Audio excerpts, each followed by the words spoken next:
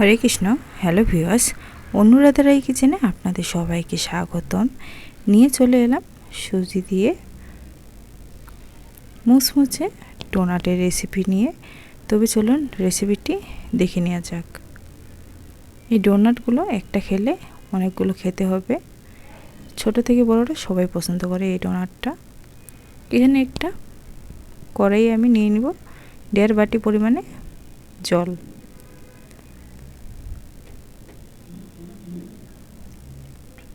আর এখানে দিয়ে দিব দুটো শুকনো মরিচের কুচি, আর দিয়ে দিব কয়েকটা পুদিনা পাতা কুচি।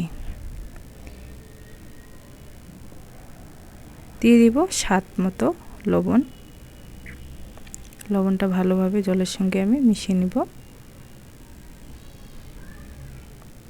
আর দিয়ে দিব হাফ চামচ পরিমাণে ভাজা জিরা গুঁড়ো। হাফ চা চামচ পরিমাণে দিয়ে দেব ধনে গুঁড়ো। সব কিছু আমি নেড়ে চেড়ে ভালোভাবে জলটাকে একটু ফুটিয়ে নেব। আমি ভালোভাবে জলটাকে ফুটিয়ে নিয়েছি। এখন সেই বাটি মেপে দিয়ে দেব 1 বাটি পরিমাণে সুজি। ভালোভাবে নেড়ে চেড়ে নরম সফট একটা ডো বানিয়ে নেব। চুলার আঁচ আমি মিডিয়াম টু লোয়ে রেখেছি।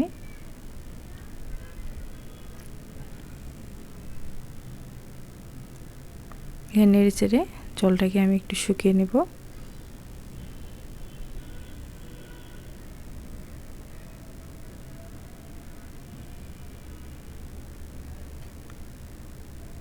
আমি ভালোভাবে জলটাকে শুকিয়ে নিয়েছি। এখন আমি ডোটাকে নামিয়ে নেব।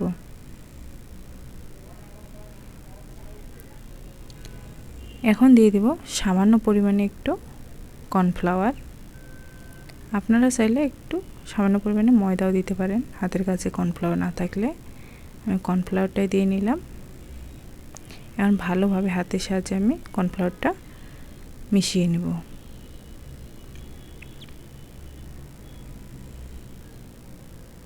আর এই কাজটা গরম থাকা অবস্থায় করতে হবে, ঠান্ডা হয়ে গেলে শক্ত হয়ে যাবে।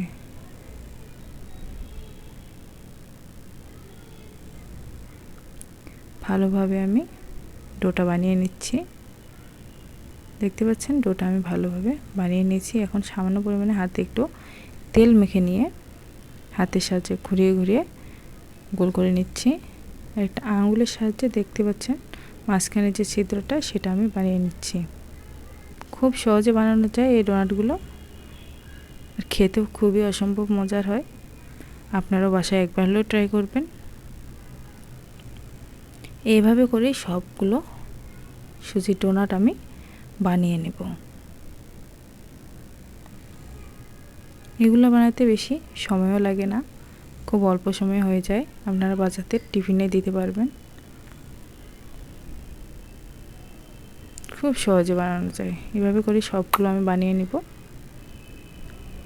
কড়াই আমি তেল বসিয়ে নিয়েছি। এখন একটা একটা করে ডোনাটগুলো আমি দিয়ে দিব তেলের মধ্যে।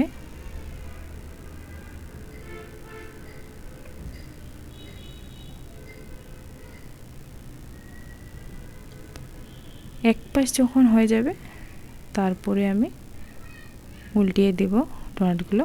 যে এক পাশটা হয়ে গেছে, এভাবে নেড়ে চেড়ে উল্টে পাল্টে আমি ডোনাটগুলো লাল লাল করে ভেজে নেব। দেখতে পাচ্ছেন নেড়ে চেড়ে আমি লাল লাল করে ভেজে নিয়েছি। এখন একটা বাটিতে সবগুলো আমি তুলে নেব।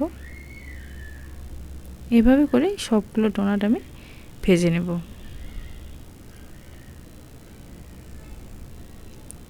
ভিডিওটি যদি ভালো লাগে তাহলে অবশ্যই লাইক, কমেন্ট, শেয়ার ও সাবস্ক্রাইব করে পাশে থাকবেন। আর পাশে থাকা বেল আইকনটি বাজিয়ে দিবেন, যাতে করে সবার প্রথমে ভিডিওটি আপনাদের কাছে পৌঁছে যায়।